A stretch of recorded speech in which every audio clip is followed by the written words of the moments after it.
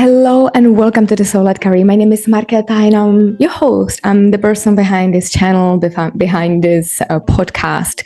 At this point in my journey, I am a career coach, but I landed on this path through becoming a recruiter first. I was in recruitment for quite a few years for a variety of positions and levels of positions. And as much as people need certain skills to land a job, you really realize how the difference in attitude of people who came to get a job for survival and the people who are actually really trying to get fulfilled in their careers. After finishing my time as recruitment, this became my mission. I really want to help those people who have been through the survival period, right? They understand what it's like to just get that job, who just want to make sure that their family is going to survive. And sometimes they need to feed that ego a little bit, right? They have been on this path.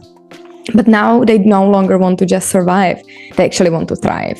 They understand that thriving career is going to help them with their fulfillment, and they no longer want a job. They actually want a real career.